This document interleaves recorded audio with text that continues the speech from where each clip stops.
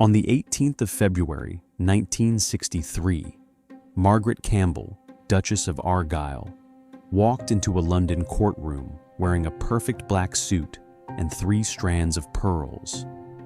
She had spent the morning applying her makeup with the precision of a military campaign, her hands steady despite what was coming.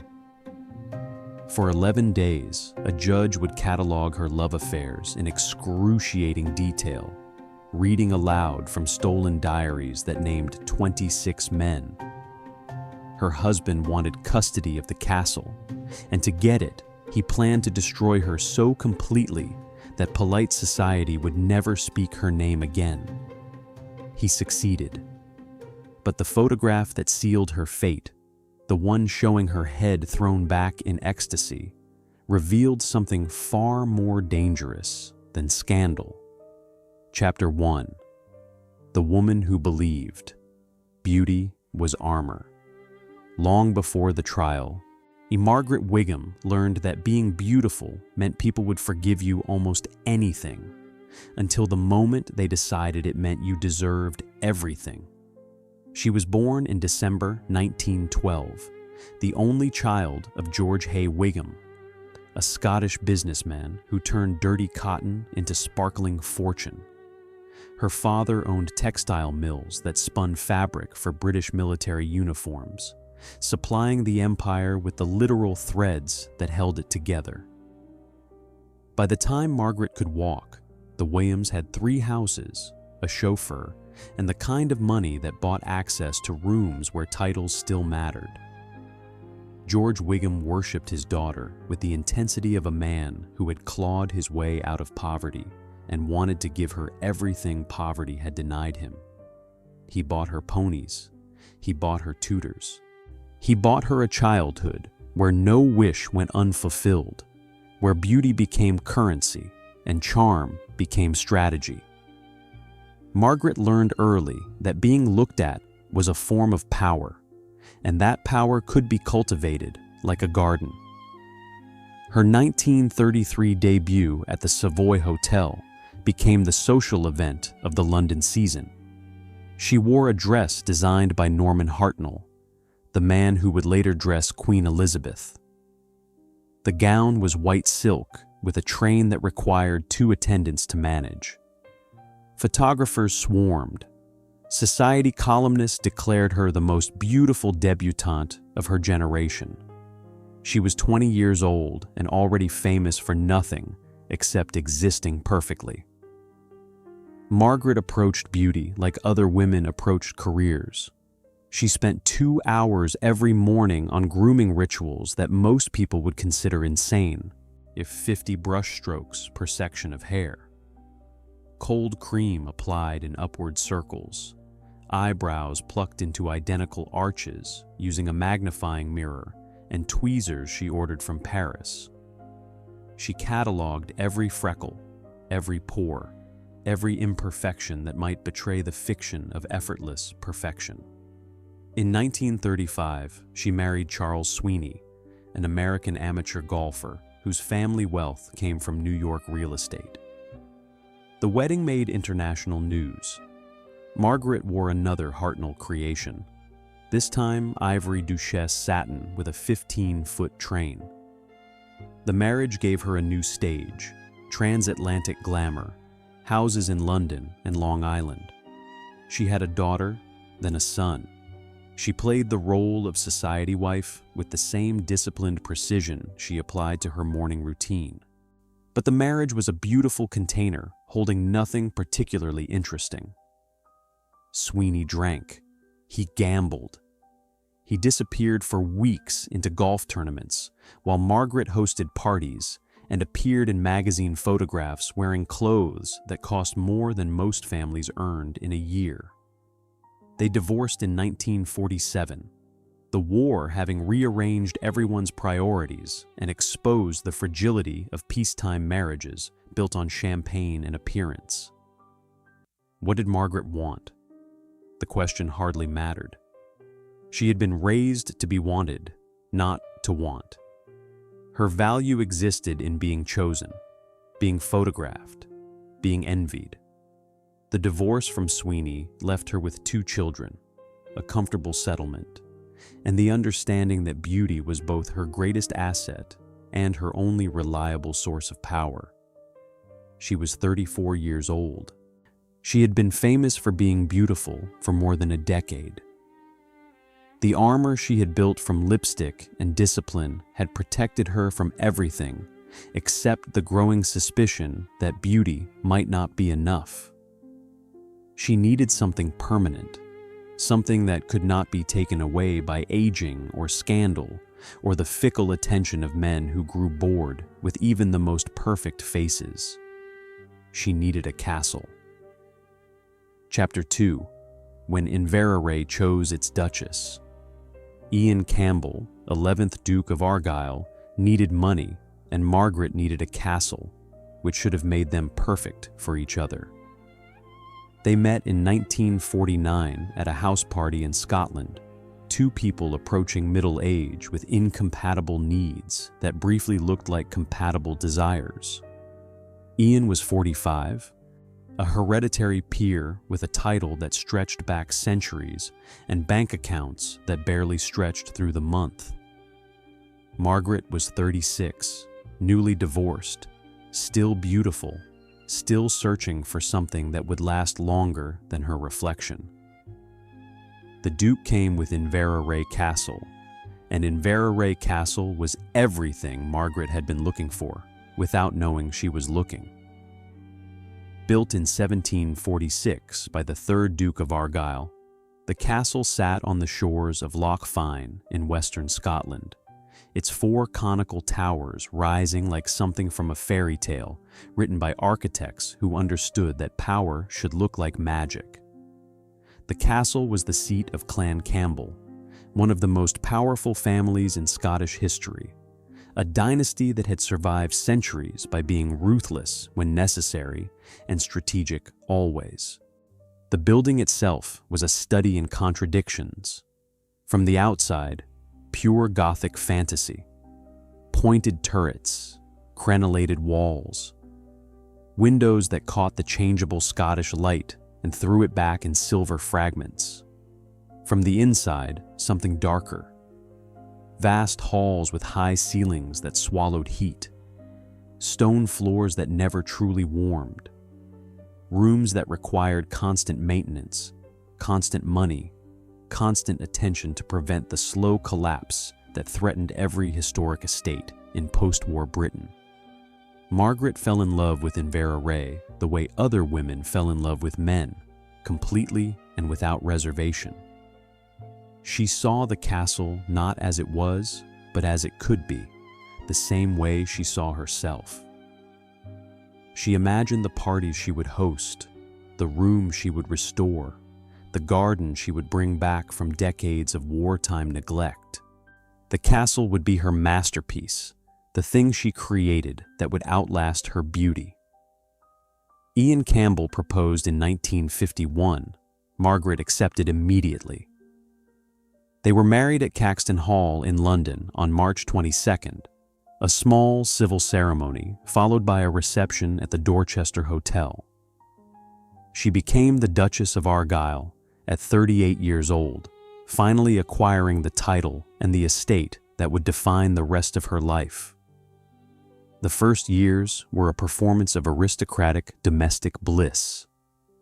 Margaret poured money into Inveraray, her inheritance from her father, and her divorce settlement from Sweeney funding restoration projects that the Duke could never have afforded. She redecorated 17 rooms. She installed central heating, a modern marvel in a building that had relied on fireplaces for 2 centuries. She hired gardeners to resurrect the formal gardens, replanting rose beds and trimming hedges into geometric perfection. She entertained constantly. Weekend house parties filled the castle with politicians, actors, aristocrats, anyone whose presence confirmed that Inveraray was not a crumbling relic, but a living center of British social power. Margaret presided over dinners where 20 guests sat at a table lit by candelabras, eating venison shot on Campbell lands, drinking wine from cellars stocked before the war. She played the Duchess with the same disciplined perfection she brought to everything else. But the Duke was not a prop in Margaret's production. He was a man with his own needs, his own pride, his own expectations of what a wife should be. He drank heavily, whiskey mostly, and the kind of drinking that started at lunch and continued through dinner and ended with slurred arguments about money. He had a temper that erupted without warning, rages fueled by alcohol, and the humiliation of depending on his wife's money to maintain his family estate. By 1955, they had separate bedrooms. By 1957, they had separate lives. The castle became the thing Margaret loved more than her marriage, the relationship she tended, while the relationship with Ian withered into mutual resentment. She wanted Inveraray. He wanted a wife who would be grateful for the title and submit to his authority. Neither of them was going to get what they wanted, but for a few more years, they would pretend. The castle watched it all, the parties and the arguments, the restoration and the decay. It had survived worse than one unhappy marriage. It would survive this one too. Chapter 3. The Duchess Who Rewrote the Guest Book. Between 1951 and 1960, Margaret filled Inveraray Castle with laughter, champagne, and men who were decidedly not her husband. The affairs began as they often do, with a tension that felt like oxygen after years of holding her breath. The Duke's drinking had progressed from social lubricant to daily anesthetic. His rages had become predictable, erupting whenever Margaret spent money on the castle or appeared in photographs looking too beautiful, too independent, too much like someone who did not need him. She retreated into the one thing she had always been good at, being wanted. The guest book at Inveraray during the 1950s reads like a directory of British power and American celebrity. Politicians came for shooting weekends. Actors came for the novelty of sleeping in a castle. Old money came to see how new money had restored what old money could no longer afford to maintain. And among the guests, Margaret found men who still saw her as the most beautiful woman in the room, men who wanted her in ways her husband had stopped wanting years ago. She kept a diary. Multiple diaries, actually, leather-bound journals where she recorded her days with the detail of someone who believed her life was worth documenting. The entries were mostly mundane: who came to dinner, what she wore, what the weather was like over Loch Fyne. But scattered throughout were coded references to encounters that were anything but mundane, initials and asterisks, and careful language that meant everything to her and nothing to a casual reader. She also kept photographs. The 1950s were the beginning of instant photography, Polaroid cameras that developed pictures in minutes without requiring a trip to a professional darkroom. Privacy was built into the technology. You could take a photograph of anything, anyone, any moment, and no stranger would ever see it unless you chose to show them. Margaret chose to take photographs that no one was ever supposed to see. Pictures of herself, pictures of men, pictures of moments that existed in that strange space between desire and documentation. Why did she keep them? The question would haunt her later, but the answer was probably simpler than anyone wanted to admit. She kept them because they were proof. Proof that she was still desirable. Proof that she could still command attention, still inspire passion, still exist as something more than the Duchess performing her role in a castle that belonged to someone else's family. The photographs were evidence that Margaret Wigham still existed inside the costume of the Duchess of Argyll. The Duke suspected infidelity long before he had proof. He hired private detectives in 1959, men who followed Margaret when she traveled to London, who bribed hotel staff for information, who built a file of comings and goings that told a story Ian already knew. She was leaving him in every way except legally, and the castle was the prize he refused to lose. On a February morning in 1960, the Duke let himself into Margaret's London apartment while she was away. He knew where she kept her keys. He knew where she kept her secrets. He found the diaries in a locked drawer in her bedroom, the lock easily forced. He found the photographs in a box under her bed, Polaroids that documented exactly what he suspected and far more than he had imagined. He took everything, the diaries, the photographs, every piece of evidence that his wife had been living a life completely separate from their marriage. He did not confront her immediately. Instead, he brought the stolen materials to his lawyers and asked a single question: how do I destroy her completely? The lawyers had an answer. British divorce law in 1960 required proving fault, and adultery was fault distilled to its most useful form. The diaries named names. The photographs provided proof. And if the Duke wanted to keep Inveraray, wanted to ensure Margaret would never have any claim to the estate she had spent a decade restoring, he would need to transform their private failure into public spectacle. The war had begun. Margaret did not know it yet, but the castle she loved had already chosen its side. Chapter 4. What the stolen diaries contained. The Duke found Margaret's journals locked in a drawer in her bedroom, and when he read them, he discovered she had documented every encounter with methodical, incriminating detail. 26 men. That was the number that would follow Margaret for the rest of her life. 26 names extracted from diaries that covered nearly a decade of secret meetings, warm hotel rooms, and moments stolen from the performance of being the Duchess. The men came from every corner of her social world. Aristocrats who should have known better, actors who traded on discretion, American businessmen passing through London, politicians whose careers depended on reputation. Some of the names were predictable. Duncan Sandys, Minister of Defense, married to Winston Churchill's daughter.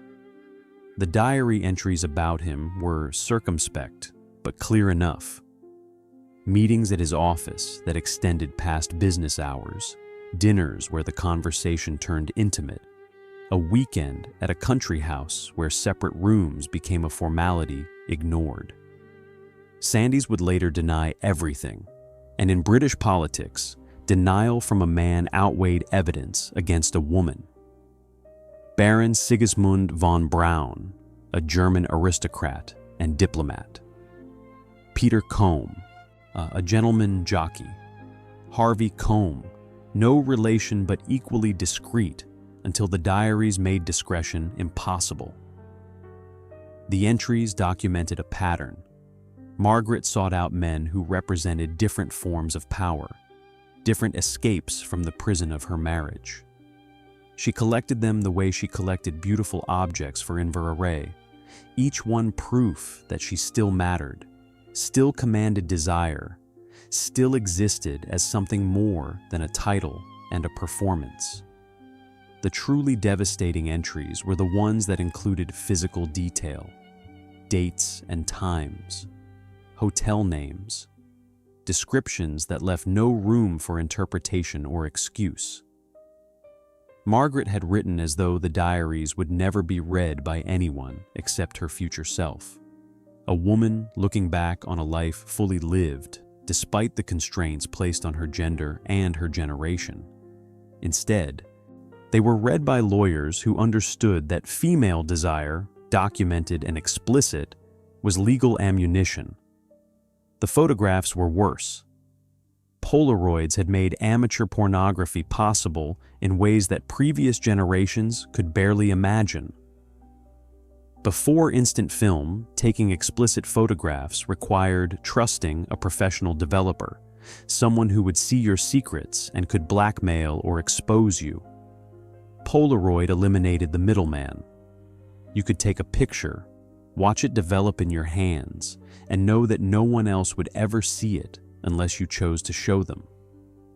Margaret had chosen to take photographs that documented her body in various states of undress and engagement. Some showed her alone, reclining on hotel beds, her face turned toward the camera with an expression somewhere between invitation and challenge. In others showed her with men, bodies intertwined in ways that made the intimacy explicit. And then there was the photograph that would define the scandal, the one that showed a woman on her knees before a naked male torso, his head cut off by the frame, his identity protected by the limits of Polaroid composition. The Headless Man photograph became the centerpiece of the Duke's legal strategy.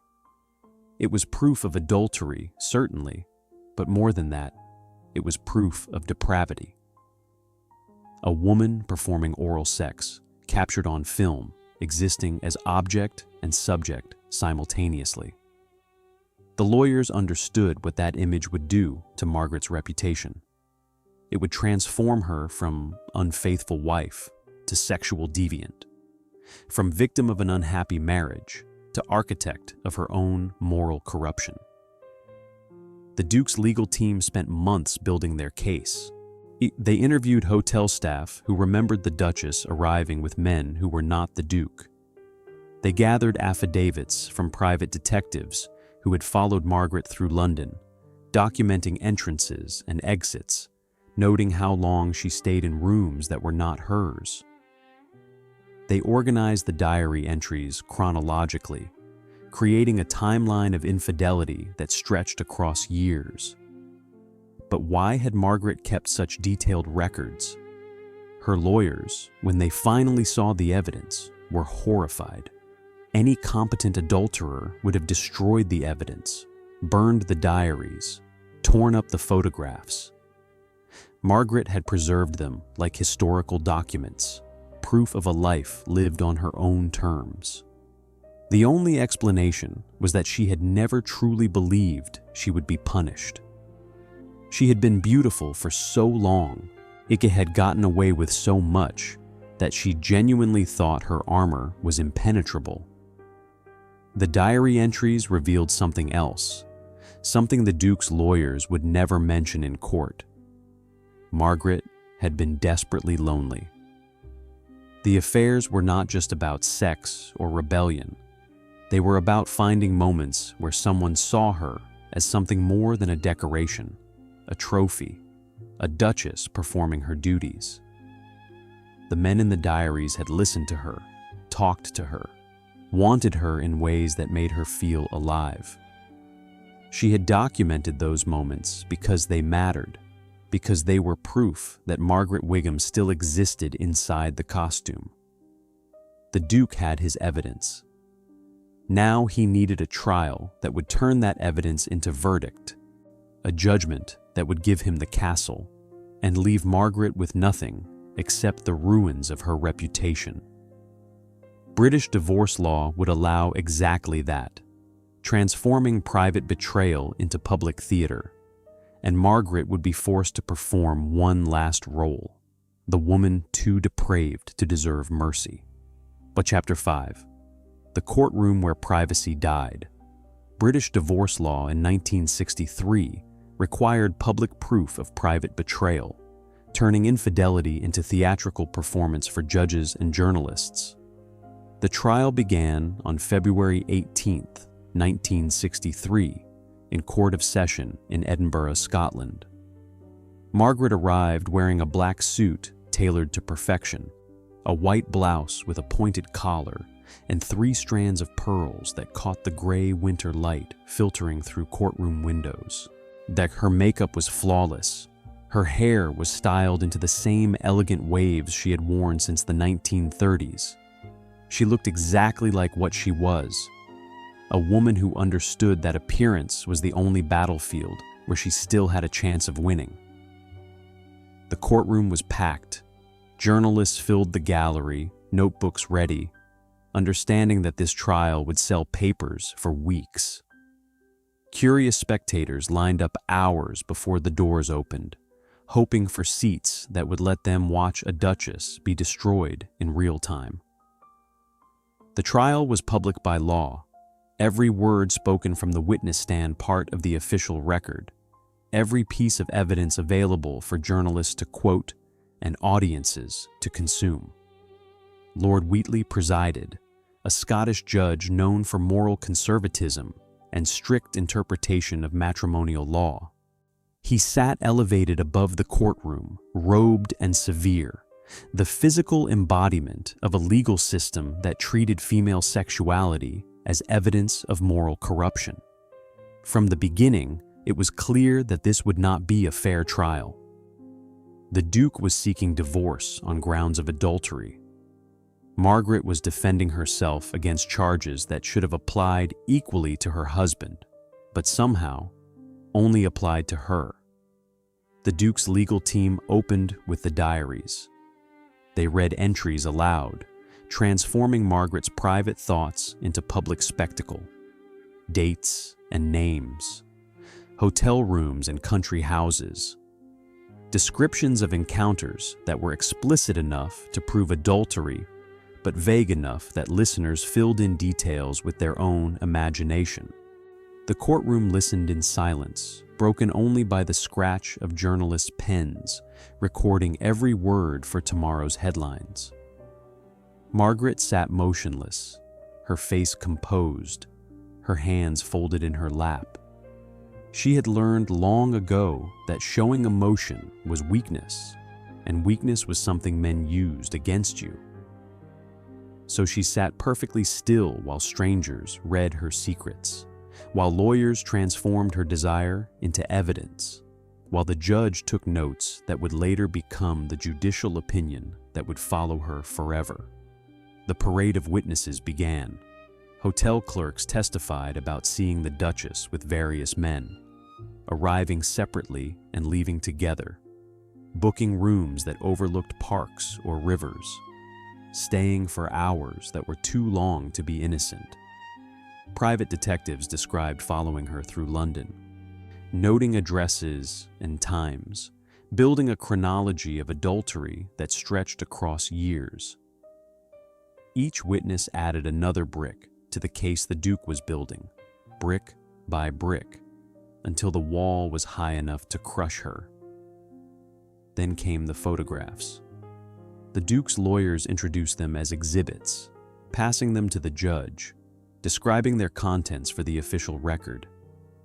Margaret alone in various states of undress. Margaret with unidentified men. And finally, the Headless Man photograph, the image that would define the scandal and obsess the public for decades.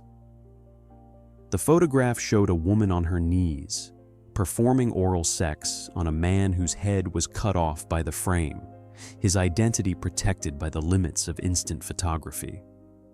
The courtroom erupted in barely controlled chaos. Journalists leaned forward. Spectators gasped. Lord Wheatley demanded order while studying the photograph with an expression that telegraphed his verdict long before he delivered it. This was depravity.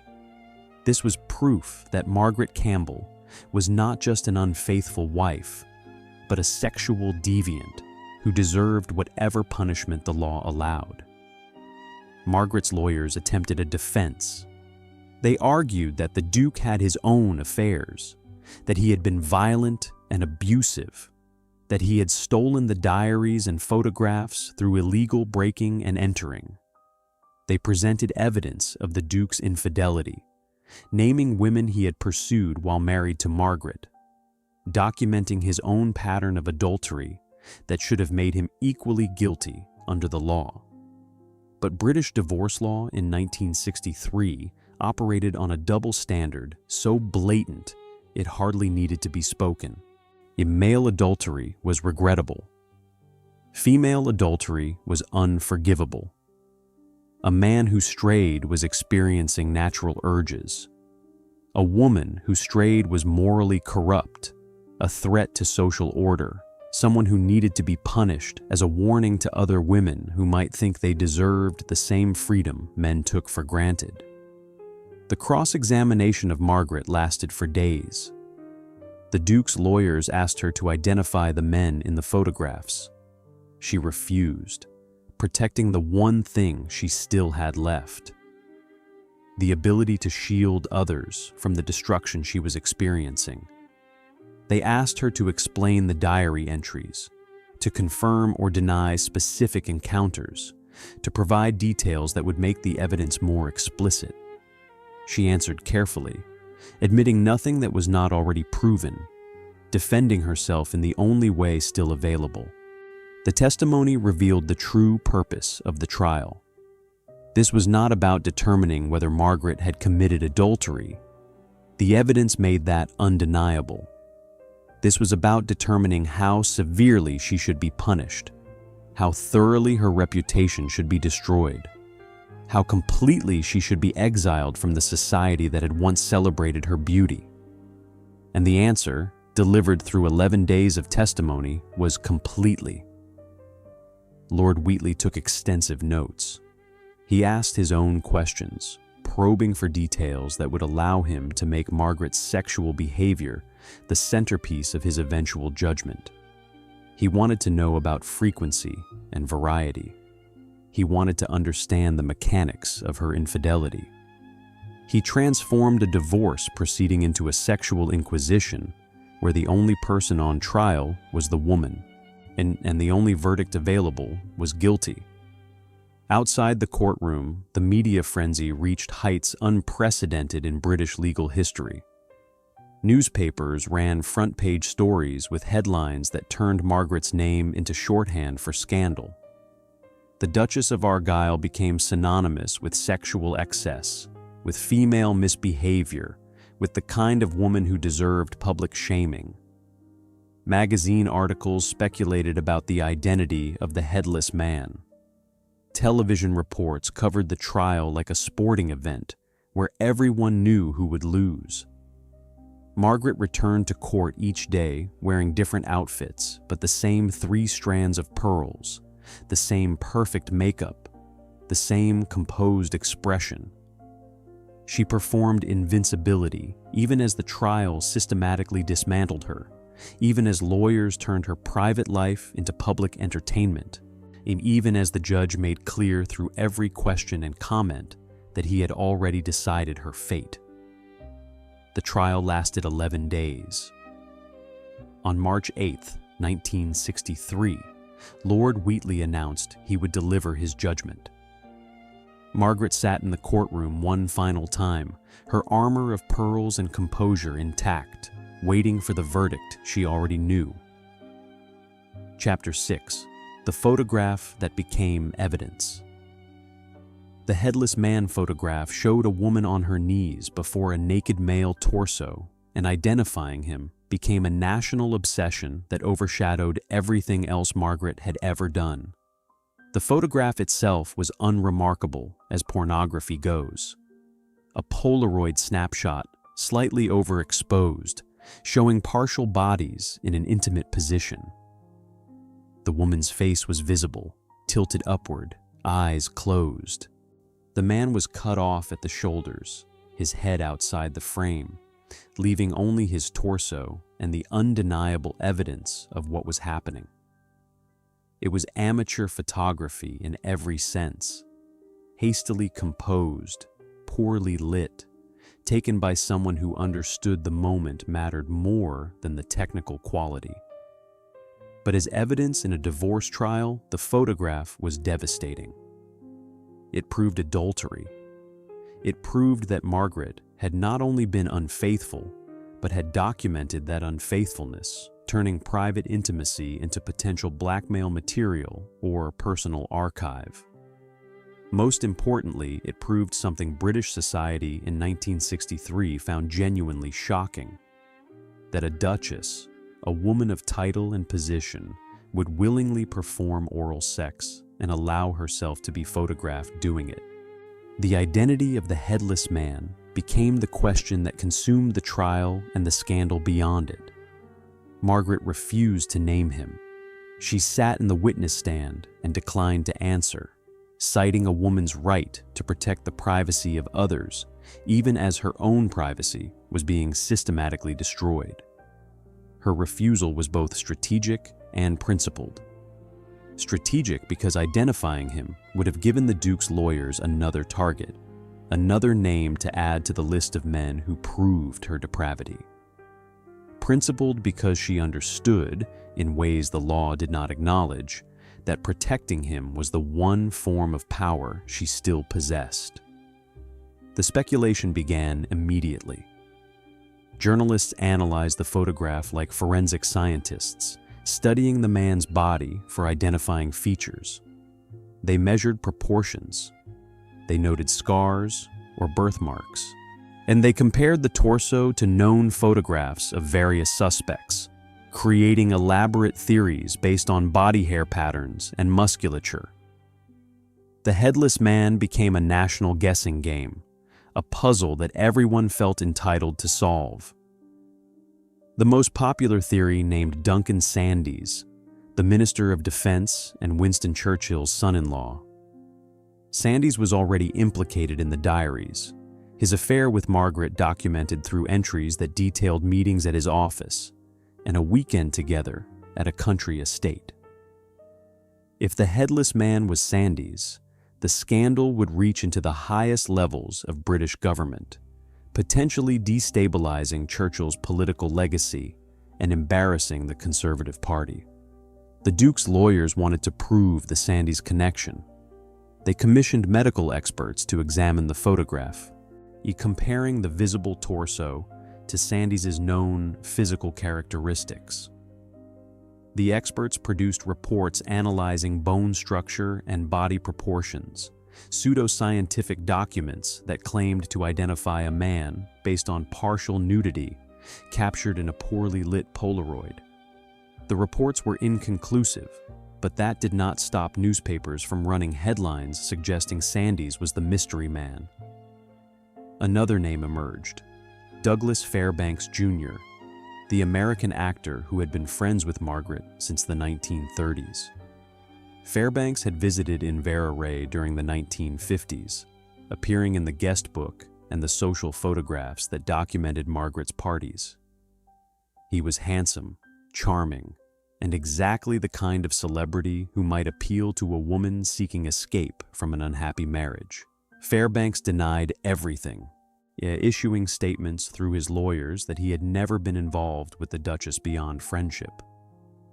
The speculation extended to British royalty. Whispered rumors suggested the Headless Man might be a member of the aristocracy, so highly placed that identifying him would threaten the social order itself.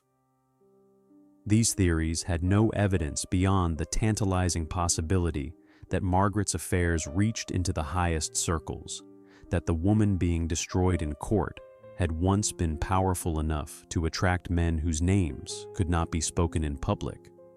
What made the photograph so powerful was not what it showed, but what it represented. The image captured a woman in the act of giving pleasure, her body positioned in service to male desire, but her face suggested something more complicated. She did not look coerced or performing for the camera. She looked present, engaged, possibly even enjoying herself. For a society that preferred to imagine female sexuality as passive and reluctant, the photograph was proof of something deeply threatening: a woman who wanted. The Duke's lawyers used the photograph to argue that Margaret was not just unfaithful, but sexually insatiable. A woman whose desires exceeded the bounds of normal feminine behavior. They introduced the concept of nymphomania, a medical diagnosis invented to pathologize female sexual appetite. If Margaret could be labeled mentally ill, her behavior could be explained as sickness rather than choice, and sickness required not punishment but institutionalization. Margaret's lawyers tried to argue that the photograph had been obtained illegally, and that evidence stolen through breaking and entering should not be admissible in court. Lord Wheatley dismissed the argument. The how of evidence mattered less than the what, and what the photograph showed was clear enough to overcome any procedural objections. The image would remain part of the official record, reproduced in newspapers and discussed in homes across Britain, transforming Margaret's private moment into public property. The obsession with identifying the Headless Man revealed the true dynamics of scandal. The Duke faced no similar scrutiny. His own affairs, documented and admitted, were treated as minor details, regrettable but understandable. The women he had been involved with were not named, not photographed, not subjected to the same forensic analysis. The double standard was so blatant, it barely needed stating. Male sexuality was private. Female sexuality was evidence. On March 8, 1963, Lord Wheatley delivered his judgment. He devoted significant portions of the written opinion to the Headless Man photograph, describing it in language that made moral disgust indistinguishable from legal analysis. He called Margaret's behavior depraved, disgusting, and wholly unacceptable. He granted the Duke his divorce, awarded him custody of Inveraray Castle, and ensured that Margaret would be remembered not for her beauty or her restoration work, but for a single photograph that showed her on her knees. The Headless Man was never definitively identified. Margaret took the secret to her grave, the one piece of information she refused to surrender, even when surrender might have bought her mercy. The mystery remained, a final act of defiance from a woman who had lost everything except her refusal to cooperate completely in her own destruction. Chapter 7. The Judgment That Rewrote Shame. On March 8, 1963, Lord Wheatley delivered a judgment so venomous it made legal history, calling Margaret's behavior depraved, disgusting, and completely unforgivable. The written opinion ran to 87 pages, a document that transformed a divorce decree into a moral manifesto about female sexuality and its proper boundaries. Lord Wheatley did not simply grant the Duke his divorce. He used the judgment as an opportunity to make an example of Margaret, to turn her into a cautionary tale about what happened to women who forgot their place. The language was brutal. Wheatley described Margaret as a woman completely lost to any sense of decency or shame. He wrote that her sexual appetite was wholly insatiable, suggesting nymphomania without quite using the medical term. He devoted pages to cataloging her affairs, naming names and describing encounters with detail that exceeded what was legally necessary. The judgment read less like judicial opinion and more like pornographic fiction, written by someone who found female desire both fascinating and revolting. Wheatley saved his most venomous language for discussion of the Headless Man photograph. He described the image in explicit terms, making sure anyone reading the judgment would understand exactly what it showed. He called it evidence of depravity that went beyond normal adultery, proof that Margaret had degraded herself in ways that made her unfit to be a wife, a mother, or a member of respectable society. The photograph, he wrote, revealed the true nature of a woman who had built her life on deception and sexual excess. The judgment barely mentioned the Duke's own adultery. Wheatley acknowledged that Clan Campbell had been unfaithful, had committed his own acts of betrayal, had contributed to the breakdown of the marriage. But these facts were presented as minor details, regrettable but understandable given the provocation of living with a woman like Margaret. The Duke's affairs were evidence of a man driven to seek comfort elsewhere. Margaret's affairs were evidence of moral corruption. The custody of Inveraray Castle was decided in a single paragraph. The estate belonged to the Duke by inheritance and tradition. Margaret had no legal claim to a property that was part of the Campbell family heritage, regardless of the money she had spent restoring it, regardless of the years she had devoted to making it beautiful. The castle was never hers.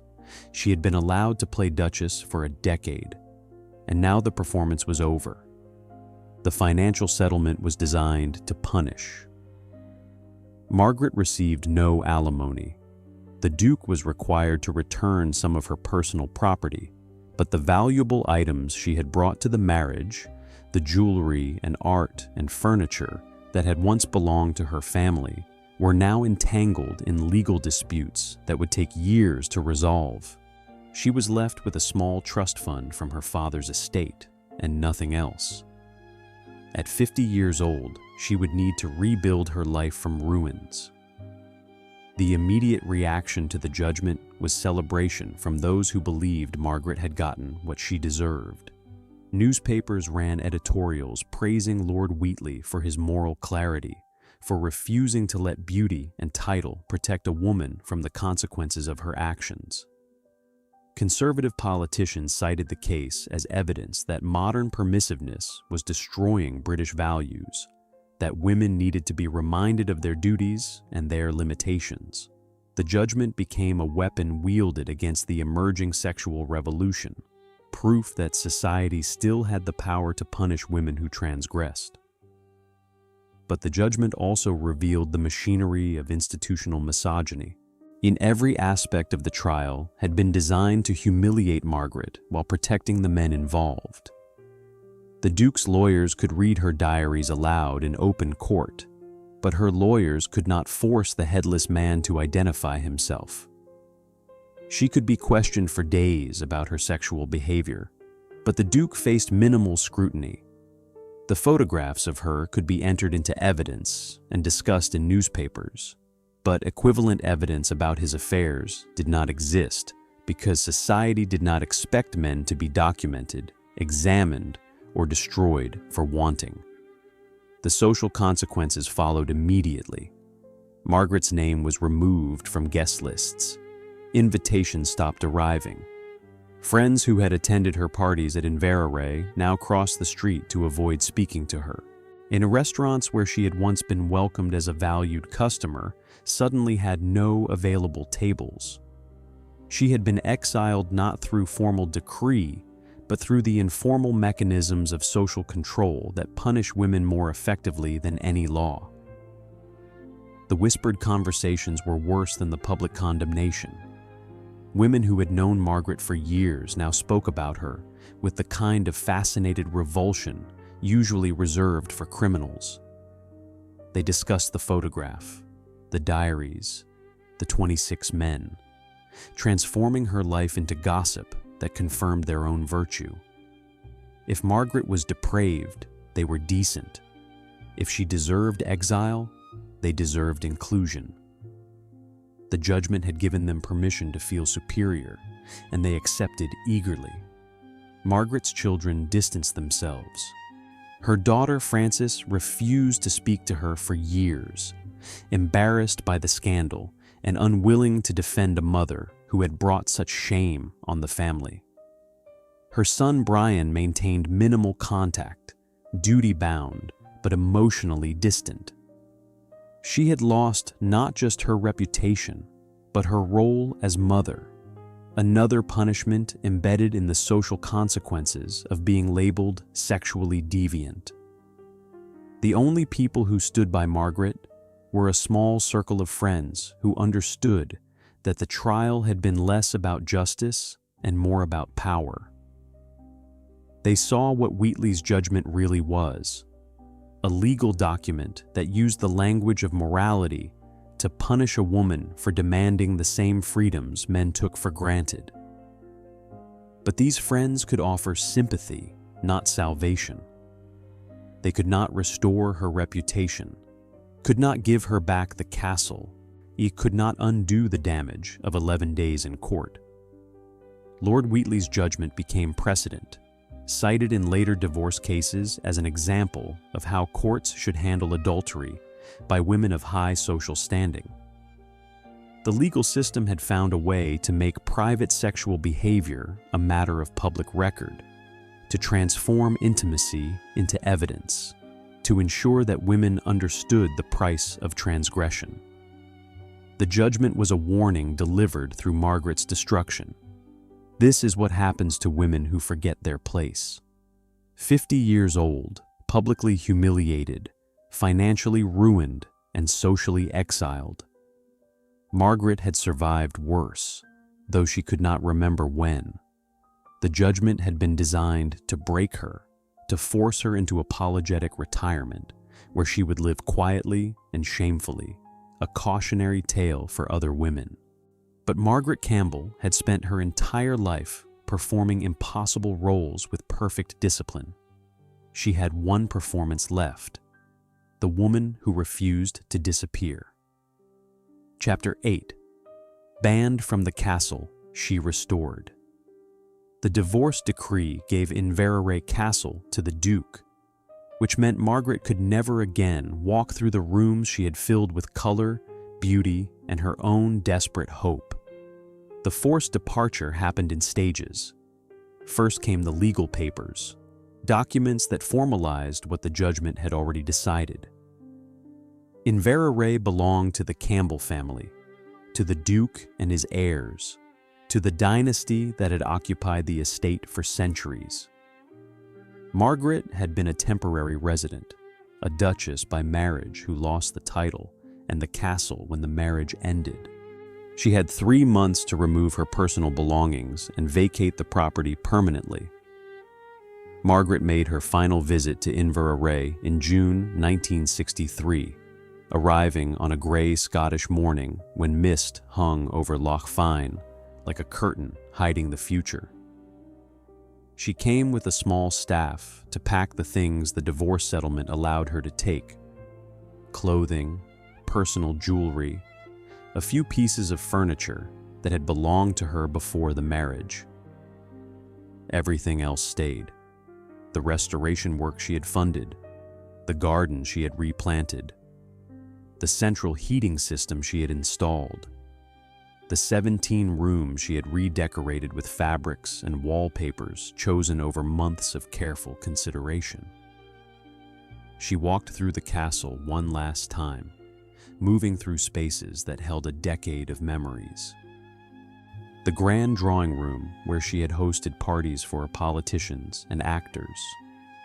The formal dining room where 20 guests had sat at a table she had set with china and silver that belonged to the Campbell family, not to her. The bedroom where she had slept alone while her marriage collapsed. Each room was a reminder of what she had tried to build and failed to keep. The staff watched her pack with the awkward sympathy of people who knew this was unjust but could do nothing about it.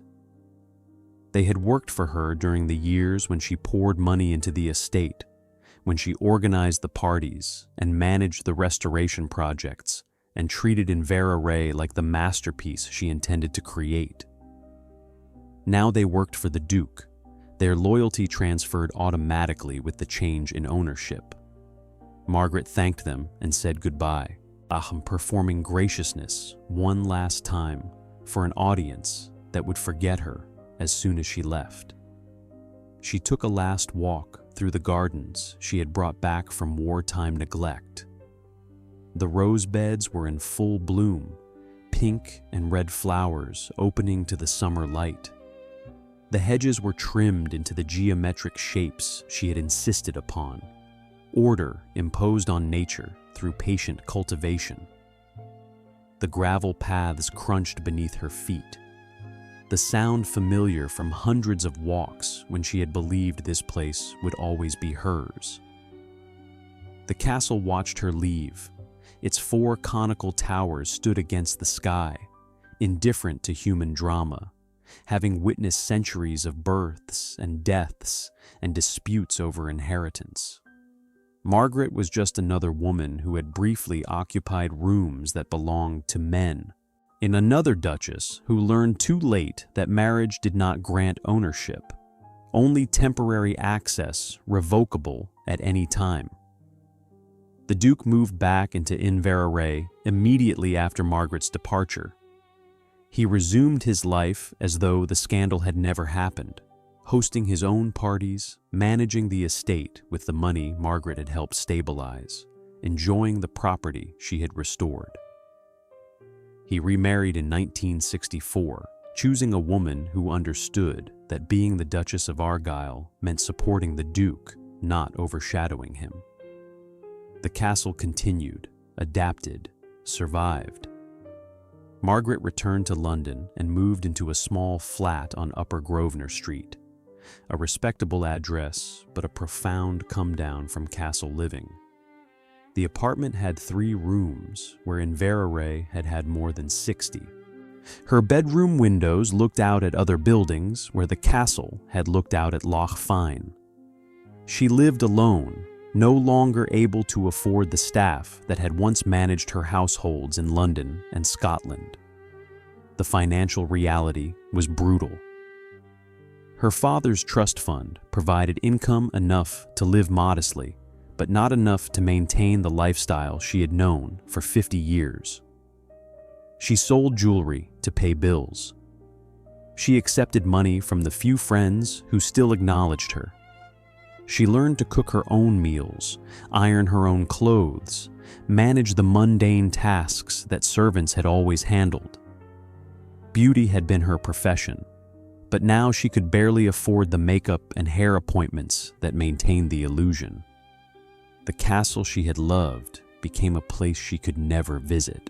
But tourism had not yet transformed Inveraray into the public attraction it would later become. The estate remained private, open only to family and invited guests. And Margaret was neither. She could drive past on the public road, glimpsing the turrets through trees. But she could never again walk through the door, never climb the stairs to the rooms she had decorated, never stand in the gardens she had planted.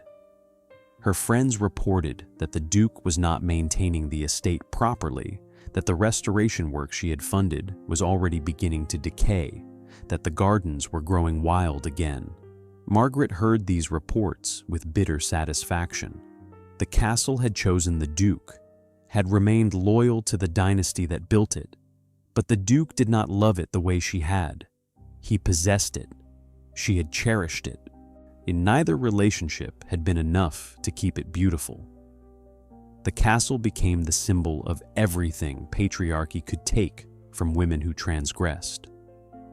Margaret had poured years of labor and enormous amounts of money into Inveraray, transforming it from crumbling ancestral estate into showcase of aristocratic life.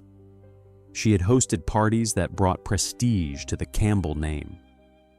She had opened the castle to celebrities and politicians who would never have visited otherwise.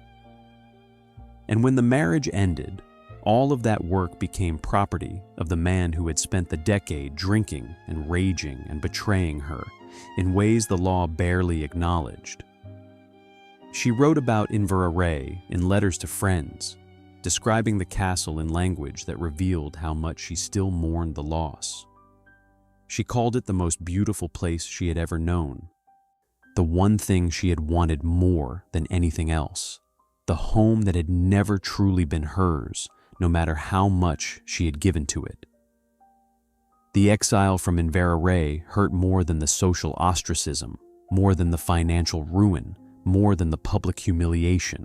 The castle was the relationship that mattered, and losing it was the punishment that would never heal. Decades later, when tourism finally transformed Inveraray into a destination open to paying visitors, Margaret never went.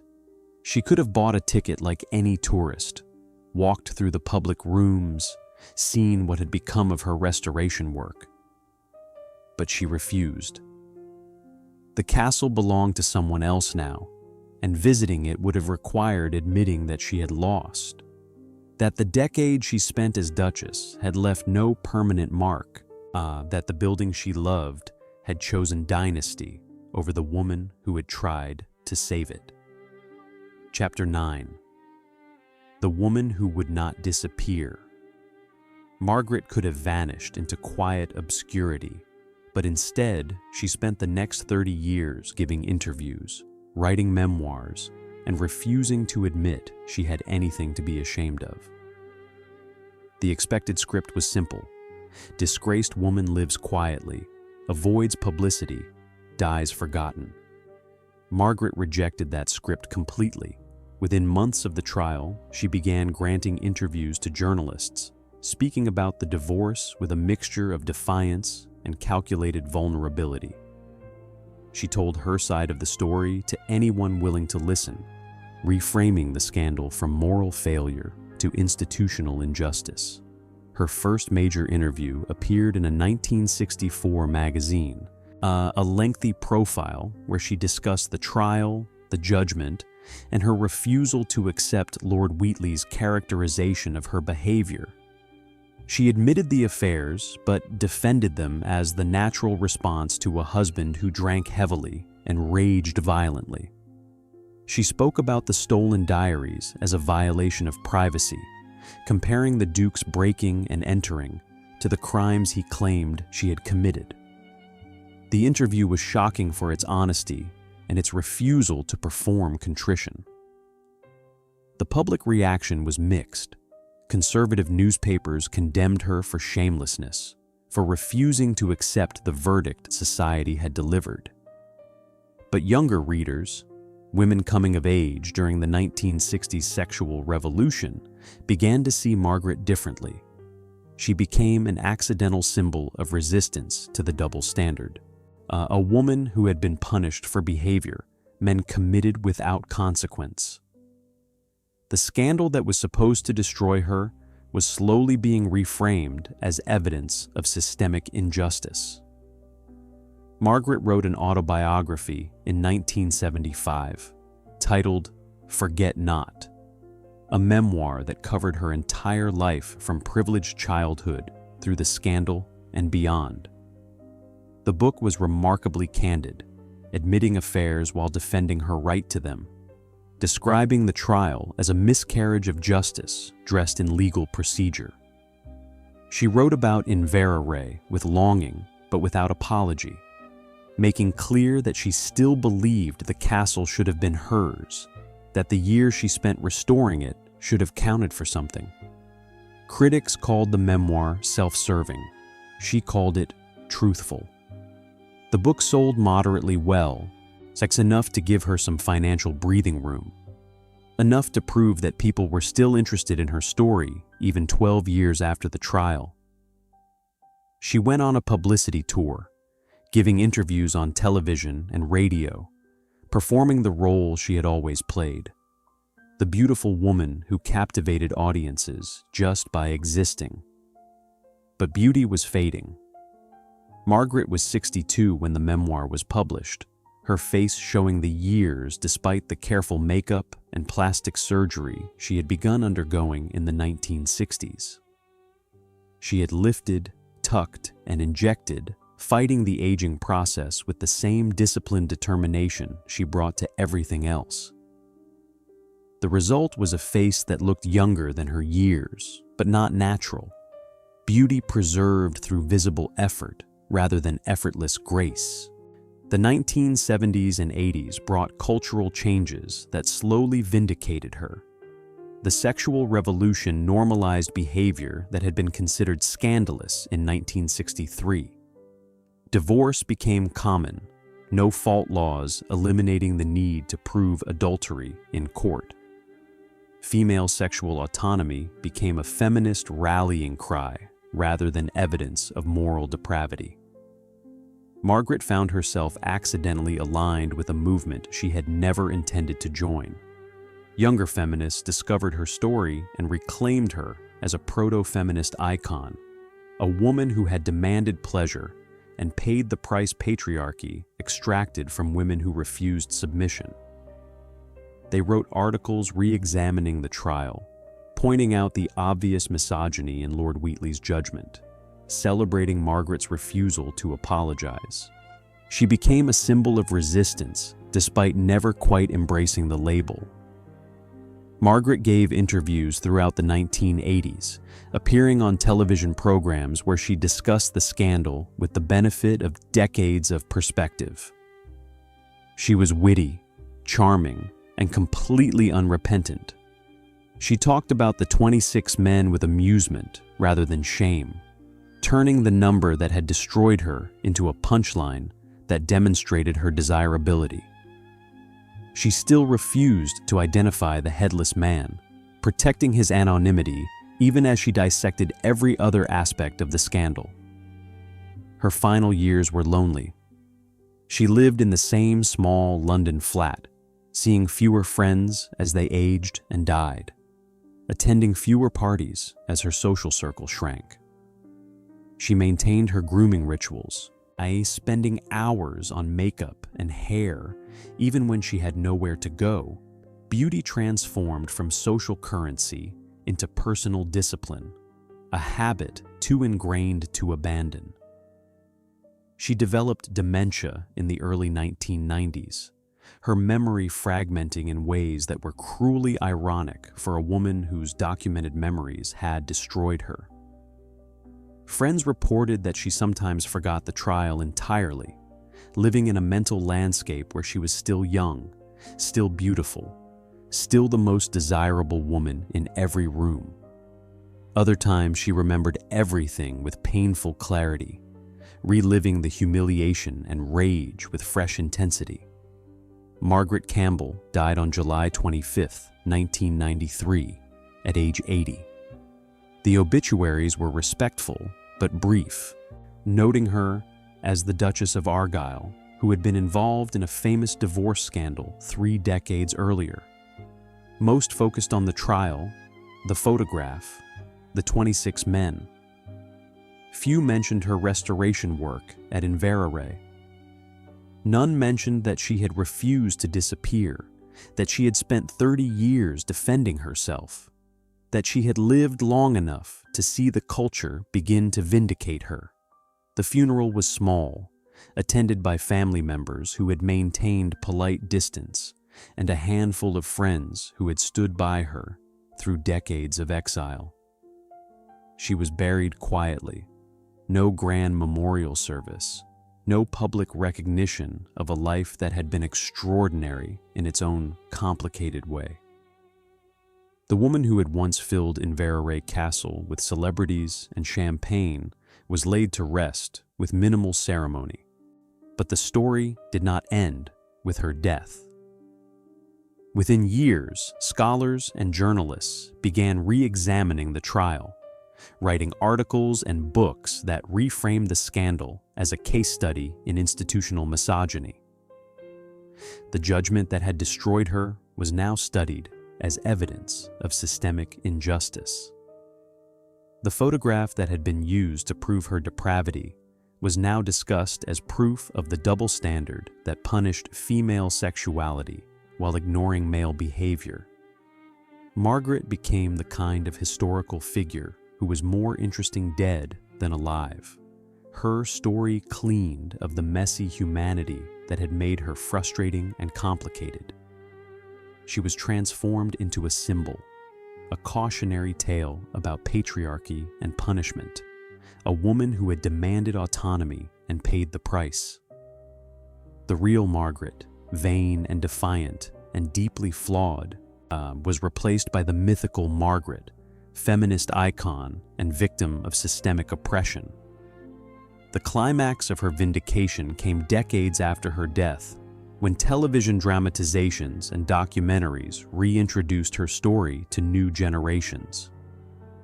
Actresses played her as a tragic heroine, emphasizing the injustice while minimizing the complexity. The scandal was presented as straightforward persecution, Margaret as unambiguous victim. The truth was messier, but the myth served a purpose. proving that history, eventually, slowly, sometimes vindicates women the system tried to erase. Chapter 10. The Castle That Outlived the Scandal. Inveraray Castle still stands on the shores of Loch Fyne, its turrets pointing toward changeable Scottish skies, now owned by a duke who never knew Margaret at all. The current duke is Torquil Campbell, Au 13th Duke of Argyll, who inherited the title and the estate in 2001 when his father died. He was born in 1968, 5 years after the trial, too young to have any memory of Margaret's time as Duchess. To him, she is a historical footnote, a previous Duchess whose scandal happened before his time and has no bearing on the castle's current operation. Inveraray today is a tourist attraction, open to the public from April through October, charging admission to visitors who want to see inside a real Scottish castle. The Campbell family still lives there, occupying private apartments while the public rooms are available for tours. The estate generates revenue through ticket sales, weddings, and corporate events, the aristocratic past monetized to fund the aristocratic present. Yet the castle Margaret knew still exists in the bones of the building. The grand drawing room she decorated is now a stop on the guided tour, though the fabrics and wallpapers have been replaced multiple times since she chose them in the 1950s. The formal dining room where she hosted parties now displays Campbell family china and portraits, the table set as though waiting for guests who will never arrive. The bedrooms are roped off, visible but untouchable, their histories reduced to plaques that mention previous dukes and duchesses in chronological order. Margaret's restoration work is invisible to modern tourists. The central heating system she installed has been upgraded and replaced. The gardens she replanted have been redesigned to reduce maintenance costs. The rooms she redecorated have been redecorated again, erasing her aesthetic choices in favor of looks that appeal to contemporary visitors. The only evidence of her decade at Inveraray exists in archival photographs, black and white images showing a beautiful woman standing in gardens that no longer look the same. The estate archives contain her correspondence, letters she wrote to the Duke during the early years of their marriage, notes she sent to staff about restoration projects and party planning. These documents are not on public display. They exist in storage boxes, occasionally consulted by historians researching the Campbell family or the scandal, but not part of the narrative the castle tells about itself. The official tour mentions Margaret briefly, identifying her as the 11th Duke's second wife, noting that they divorced in 1963 after a famous scandal. The tour guides do not elaborate. They do not mention the trial, the judgment, or the photograph. Margaret is reduced to a name and 2 dates, her decade at Inveraray compressed into a sentence that allows the tour to move on to more comfortable history. But the scandal haunts the castle in ways the official tour does not acknowledge. Journalists still write articles about Margaret and Inveraray, pairing photographs of the estate with headlines about the Dirty Duchess and the aristocratic scandal. Television documentaries film exteriors at the castle, using the building as visual shorthand for the story they are telling about sex, class, and punishment in 1960s Britain. The current Duke has made peace with this haunting. He understands that Margaret's scandal is part of Inveraray's history, that denying it would be futile, but he does not encourage it either. The estate markets itself on older history, on the Campbell clan's role in Scottish politics, on the castle's architecture and art collection. Margaret exists at the margins, acknowledged but not celebrated, remembered but not honored. Visitors who know the scandal sometimes ask tour guides about Margaret, wanting to know which room she occupied, whether the famous photograph was taken at Inveraray, what happened to her belongings. The guides answer politely but briefly, redirecting attention to the parts of castle history that are less complicated, less uncomfortable, less revelatory about how institutions treat women who transgress. The castle itself remains beautiful. The four conical towers still rise against Scottish skies, their fairy tale silhouette unchanged by scandal or time. The location on Loch Fyne still provides views of water and mountains, natural beauty that existed before the Campbells and will exist after them. The building has survived fires, wars, economic collapse, and Margaret Campbell. It will survive whatever comes next. What visitors do not see is the woman who loved the castle more than she loved the man who came with it, who spent years and enormous money trying to save a building that belonged to a family that would exile her without hesitation. They do not see the restoration work she funded, the parties she hosted, the desperate hope she invested in rooms that would never be hers. They see a beautiful historic estate, and they leave without understanding that beauty has always been the thing that survives while the women who created it are forgotten. Chapter 11. What the Headless Man Never Had to Answer. The man in the photograph, whoever he was, never testified in court, never faced judgment, and never had his life destroyed by 11 days of public sexual inventory. The asymmetry was total and deliberate. Margaret named 26 men in her diaries. Some she identified explicitly. Others she protected with initials or coded language. Every single one of those men escaped the trial without their reputations destroyed, their careers derailed, or their privacy violated. Duncan Sandys, the Minister of Defense, faced brief questions about his relationship with Margaret. He denied everything. No one pressed him further. His career continued. He remained in Churchill's inner circle. He stayed married to Churchill's daughter.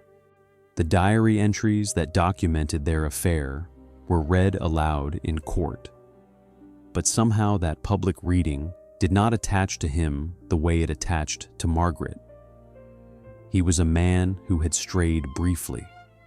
She was a woman who had corrupted him. The other men whose names appeared in testimony followed similar patterns. They issued statements through lawyers denying involvement or claiming the relationships had been platonic.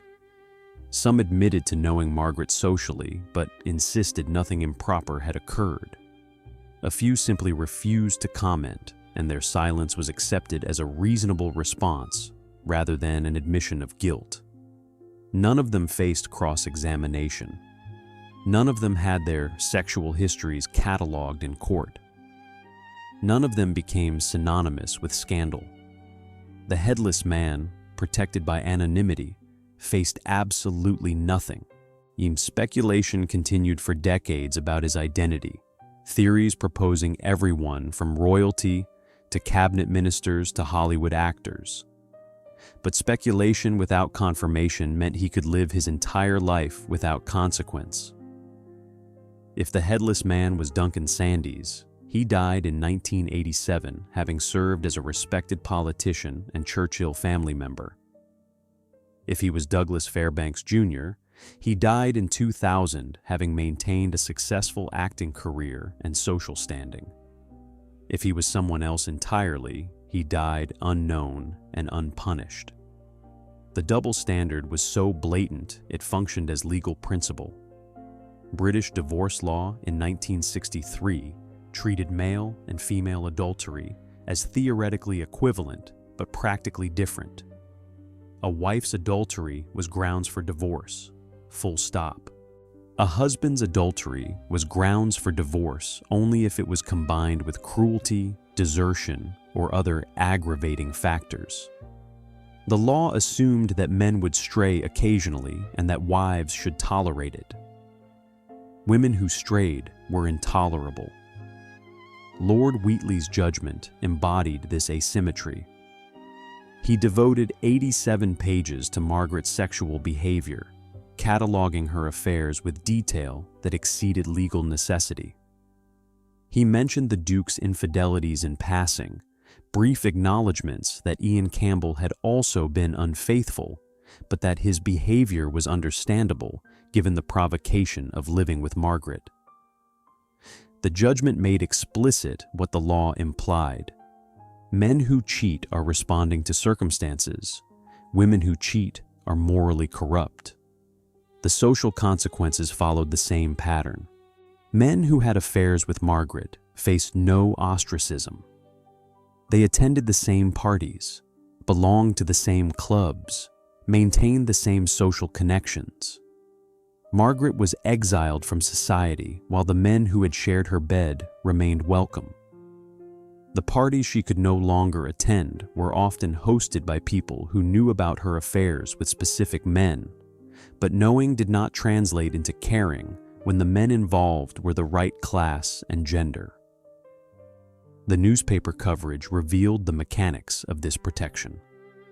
Articles about the trial mentioned the 26 men, but rarely pressed for details about their identities or their own conduct. The focus remained relentlessly on Margaret, her behavior, her moral failure. The men were bit players in a story about female depravity, their roles acknowledged but not examined, their privacy respected in ways hers never was. Margaret understood the asymmetry completely. In interviews decades later, she spoke about it with bitter clarity. She noted that she had been destroyed for behavior that men committed routinely without facing any consequences whatsoever. She pointed out that the Duke's own affairs, which included relationships during their marriage, had been treated as minor details while her affairs had been treated as evidence of mental illness. She was not arguing that the men should have been punished. She was arguing that she should not have been. The feminist re-examination of the scandal focused heavily on this gendered injustice. See scholars writing in the 1990s and 2000s analyzed the trial as a case study in how legal systems weaponize female sexuality while protecting male privilege. They noted that the Headless Man photograph was used as evidence against Margaret, but that no equivalent evidence against the Duke was sought or presented. They documented how divorce law structurally disadvantaged women, ensuring that adultery cases would almost always punish wives more severely than husbands. But academic analysis, however correct, did not change the historical record. Margaret died having been publicly destroyed, while the men who had been equally involved in her affairs died with their reputations intact. The judgment against her became legal precedent. The men faced nothing resembling judgment at all. The question of who the Headless Man was matters less than the question of why he never had to answer for it. His anonymity was accidental, a function of Polaroid framing rather than deliberate protection. But the result was the same as if he had been deliberately shielded. He faced no consequences, no public examination, no systematic destruction of his reputation and life. Margaret protected him by refusing to name him, and in doing so, she demonstrated something the legal system would never acknowledge. She had more integrity than the men who destroyed her, more loyalty than the husband who stole her diaries, more courage than the society that exiled her. The asymmetry reveals the truth about scandal. It is not about behavior, but about power. Margaret was punished not because she committed adultery, but because she was female and had forgotten that female autonomy was unforgivable. The men escaped because the system was designed to let them escape, because punishing male sexuality would have threatened the foundations of patriarchal power, because society needed women to be the moral gatekeepers while men were free to do whatever they pleased. Chapter 12. The Legacy Written in 3 Strands of Pearls. Margaret Campbell never apologized for wanting pleasure, for choosing desire over duty, or for believing that beauty could protect her from the machinery designed to destroy women exactly like her. The 3 strands of pearls she wore to court every day of the trial became the symbol of her refusal to perform the role assigned to her. She could have arrived in mourning black with downcast eyes, playing the penitent sinner asking for mercy. Instead, she wore armor, appearing in expensive suits with perfect hair and flawless makeup, performing invincibility even as the trial systematically dismantled her. The pearls were both weapon and shield, a reminder that she understood the value of appearance even when appearance could no longer save her. What does her story teach about the price of female autonomy in systems built to punish it? The answer is uncomfortable but clear. The price is total. Margaret lost her marriage, her social standing, her financial security, and access to the castle she loved.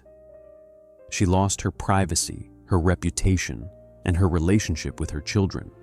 She was exiled from society and remembered primarily for a photograph that showed her in the most vulnerable position imaginable. The system extracted everything from her except her life, and even that was transformed into cautionary tale. But she refused to be erased.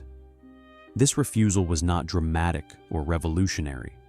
It was small acts of defiance repeated over 30 years, giving interviews when she was supposed to disappear, writing memoirs when she was supposed to stay silent, refusing to apologize when apology was the only path to partial redemption, maintaining her grooming rituals when she could no longer afford the lifestyle those rituals had been designed to support, living visibly when society demanded she live in shame. The castle became the perfect symbol of what patriarchy takes from women who transgress. Inveraray was beautiful, historic, and ultimately loyal to the dynasty that built it, not to the woman who restored it. Margaret poured years of labor and money into the estate, transforming it from crumbling relic into showcase of aristocratic life. When the marriage ended, all of that work became the property of the man who had spent the decade drinking and raging and betraying her in ways the law barely acknowledged. The castle survived. The building always survives. It outlasted Margaret's marriage, her scandal, her life. It will outlast the current duke and the next one, and the one after that. Buildings have that privilege, existing beyond human drama, accumulating history without suffering consequences. Margaret loved Inveraray with an intensity that should have mattered, but love from women never counts as much as ownership by men. Her legacy exists in contradiction. She was both victim and agent, destroyed by systems beyond her control, but also complicit in her own destruction through choices she made freely. She was punished for behavior that men committed without consequence, but she also knowingly violated the sexual double standard and documented that violation in ways that made punishment inevitable. She was a woman ahead of her time who never quite embraced feminism, an accidental icon who would have preferred to remain an aristocrat. The Me Too era brought renewed interest in Margaret's story, scholars and activists pointing to her trial as historical evidence of how institutions weaponize female sexuality. The judgment Lord Wheatley delivered in 1963 now reads as a document of its time, embarrassingly explicit in its misogyny, useful for teaching new generations how recently women were punished for demanding autonomy. Margaret has been reclaimed as a proto-feminist martyr, though she would have found the label both amusing and reductive. The photograph that destroyed her has been recontextualized. What was once evidence of depravity is now discussed as evidence of female desire captured and weaponized by male power. The Headless Man photograph shows a woman choosing pleasure, documenting that choice, and being punished for it by a legal system that could not tolerate female sexual agency. The image that was supposed to prove Margaret's unworthiness now proves the system's injustice. But vindication comes too late to matter to the people who needed it. Margaret died before the culture fully shifted, before her story was taught in women's studies classes, before actresses played her as tragic heroine in prestige television dramas. She lived long enough to see the beginning of her rehabilitation, but not long enough to see her transformation into symbol. The vindication belongs to history, not to the woman who suffered through the actual events. What remains is the bittersweet truth. Margaret lost everything except her refusal to be erased, and sometimes that refusal is the only victory patriarchy cannot take. She could have disappeared after the trial, living quietly in shame, accepting the verdict society delivered. Instead, she gave interviews, wrote memoirs, appeared on television, and insisted for 30 years that she had nothing to apologize for. That insistence did not restore her social standing or give her back the castle, but it preserved her as something more than cautionary tale.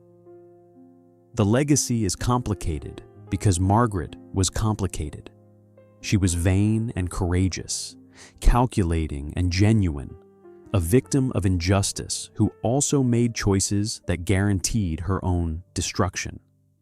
She demanded pleasure in a world that punished women for wanting. She documented her autonomy in diaries that became evidence against her. She loved a castle that belonged to a dynasty that would exile her without hesitation. She built her identity on beauty that could not protect her from the machinery of institutional power. The price of her defiance was everything she had. The vindication came decades too late. But the story survives, teaching each generation the same lesson.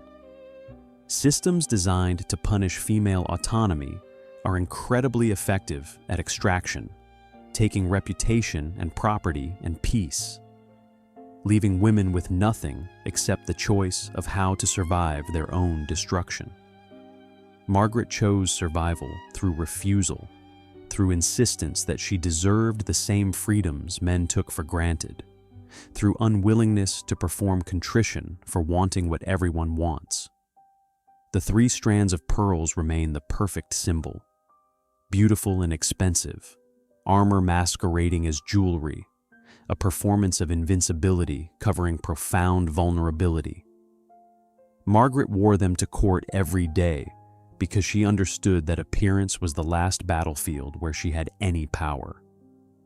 The pearls could not save her, but they could announce that she would not cooperate in her own erasure, that she would perform dignity even as the system stripped her of everything else.